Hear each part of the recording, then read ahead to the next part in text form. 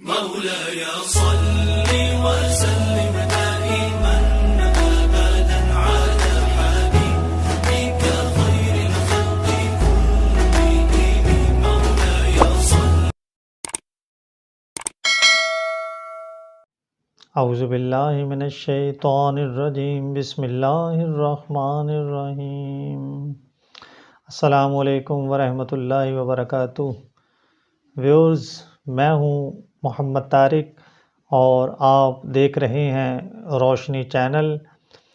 آج کا ہمارا موضوع گفتگو ہے فضائل شہر مکہ مکرمہ، جو رسول اللہ صلی اللہ علیہ وسلم کا جائے ولادت اور کروڑوں اربوں انسانوں کے قلب و نظر کا محور و مرکز ہے۔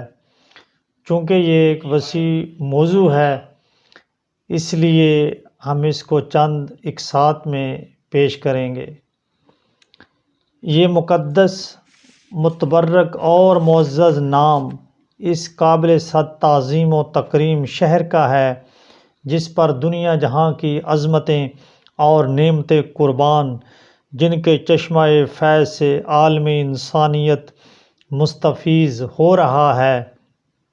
جو خطہ مقدسہ اس کرۂ ارضی کے وجود کا معجب اور باعث تخلیق بنا، جو اپنی لطافت، نظافت، شرافت، عظمت و جلالت میں یگانہ روزگار ہے، اور جس کی توصیف و تحمید سے قرآن مجید، احادیث مبارکہ اور تاریخ عالم کے اوراق مزین و معمور ہیں۔ قرآن مجید میں اس سرزمین پاک کو بکہ اور مکہ جیسے ذیشان ناموں سے یاد کیا گیا ہے۔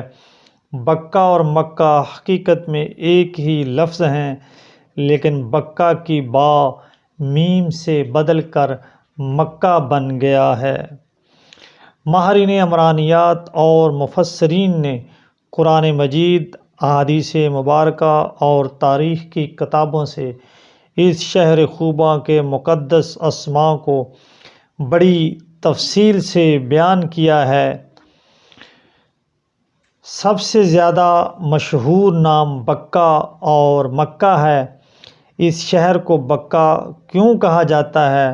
مفسرین اس کے متعلق فرماتے ہیں کہ اس جگہ بڑے بڑے جابر اور ظالم لوگوں کی گردنیں جھک جاتی ہیں، اور ہر تکبر اور بڑائی کرنے والا یہاں آ کر پست ہو جاتا ہے۔ اس لیے اس کو بکہ کہا جاتا ہے، اور اس بنا پر بھی کہ زائرین اور طواف کرنے والوں کا یہاں ہر گھڑی ہجوم رہتا ہے۔ مطاف ہر وقت کھچا کھچ بھرا رہتا ہے، اور اس کے گلی کوچے بھی لوگوں کے جم غفیر سے بھرے رہتے ہیں۔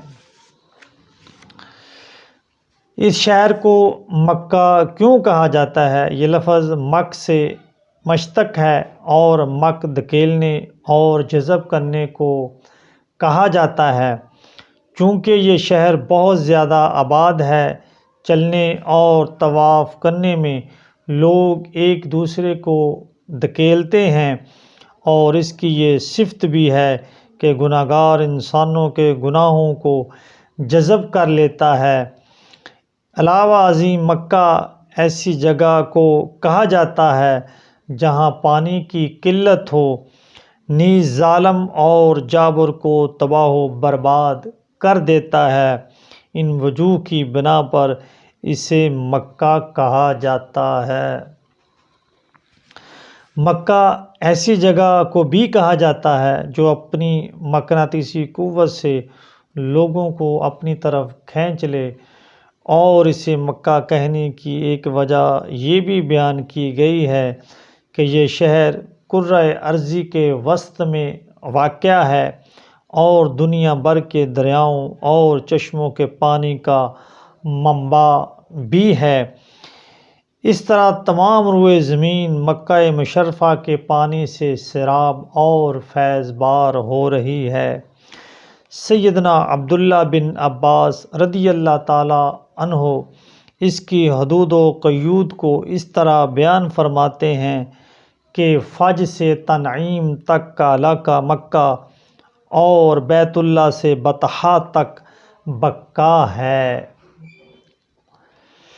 امام ابراہیم، امام زہری اور اکرمہ رحمۃ اللہ تعالی علیہم کا فرمان ہے کہ بیت اللہ شریف اور اس کے ارد گرد کا علاقہ تو بکا ہے اور باقی تمام شہر مکہ ہے۔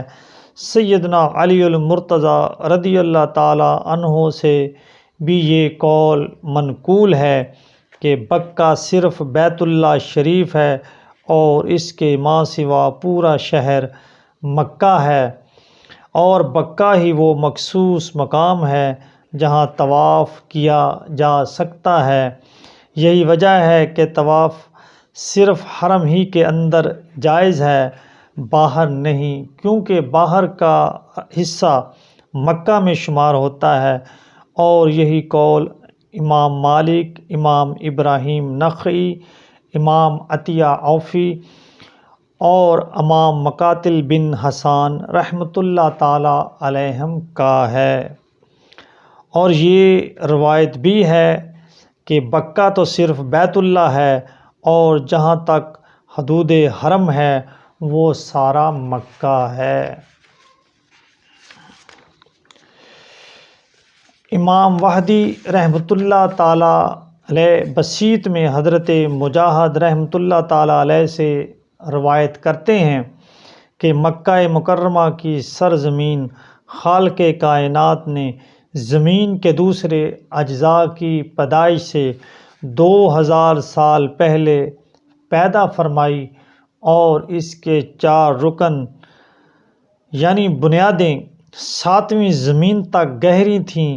پانی کی سطح پر ابھرنے والا وہ مقدس خطہ بیت اللہ شریف جسے زمین کی پیدائش سے 2000 قبل اللہ عز و جل نے وجود بخشا، وہ مکہ مشرفہ ہی کی سرزمین تھی جو پانی کے اوپر سفید جھاگ کی مانند تھی۔ پھر اسی کے نیچے سے اللہ عز و جل نے اپنی قدرت سے زمین بچھا دی، یعنی اسے پھیلا کر اطراف و اکناف عالم تک پہنچا دیا گیا۔ یہ قول سیدنا عبداللہ بن عمر رضی اللہ تعالی عنہ، حضرت مجاہد، حضرت قتادہ اور حضرت سدی رحمۃ اللہ تعالی علیہم کا ہے۔ سیدنا عبداللہ بن عباس رضی اللہ تعالی عنہ سے روایت ہے کہ دنیا کی تخلیق سے 2000 سال پہلے بیت اللہ شریف کو پانی کے 4 ستونوں پر کھڑا کیا گیا، جن کی بنیادیں 7ویں زمین تک گہری تھیں۔ پھر زمین اسی کے نیچے سے پھیلا دی گئی۔ ایک روایت میں ہے کہ مکہ مکرمہ روئے زمین کے وسط میں واقع ہے اور یہ زمین کی ناف ہے، اس لیے اسے ام القریٰ کہا جاتا ہے، اور یہ بیت المعمور کا سایہ ہے۔ سیدنا علی المرتضیٰ رضی اللہ تعالی عنہ کی روایت کے مطابق روئے زمین پر اللہ عز و جل کی عبادت کے لیے سب سے پہلا گھر کعبہ مشرفہ ہی بنایا گیا تھا، اگرچہ لوگوں کی بود و باش کے لیے بے شمار مکانات موجود تھے۔ آپ فرماتے ہیں روئے زمین پر سب سے پہلا گھر برکت کے اعتبار سے بیت اللہ شریف بنا ہے۔ امام اعظم رحمۃ اللہ تعالی علیہ اور ان کے اصحاب کبار امام شافعی رحمۃ اللہ تعالی علیہ اور ان کے شاگردان خاص اور امام احمد بن حنبل اور ان کے جلیل القدر تلازمہ اس بات کے قائل ہیں کہ مکہ مکرمہ ساری دنیا کے شہروں سے سب سے زیادہ افضل اور اکرم ہے۔ اللہ عز و جل قرآن مجید میں فرماتا ہے، سورہ آل عمران، بے شک پہلا گھر جو لوگوں کے لیے مقرر ہوا مکہ ہی میں ہے، برکت والا اور ہدایت ہے جہان والوں کے لیے، اس میں نشانیاں ہیں جیسے مقام ابراہیم، اور جو اس میں داخل ہو گیا اسے امن مل گیا، اور اللہ کا حق ہے لوگوں پر اس گھر کا حج کرنا، جو شخص قدرت رکھتا ہو اس کی طرف راہ چلنے کی۔ شاعر مشرق حکیم الامت حضرت علامہ محمد اقبال رحمۃ اللہ تعالیٰ علیہ فرماتے ہیں، دنیا کے بت قدوں میں پہلا وہ گھر خدا کا، ہم اس کے پاس باں ہیں وہ پاس باں ہمارا، اے ارض پاک تیری حرمت پہ کٹ مرے ہم، ہے خون تیری رگوں میں اب تک رواں ہمارا، سالار کارواں ہے میر حجاز اپنا، اس نام سے ہے باقی آرام جاں ہمارا۔ ویورز، جنہوں نے ابھی تک چینل سبسکرائب نہیں کیا وہ چینل کو سبسکرائب کریں۔ اللہ عز و جل سے دعا ہے کہ ہم سب کو عمل کی توفیق عطا فرمائے۔ صلی اللہ تعالی علیہ وآلہ وسلم۔ مولاي صل وسلم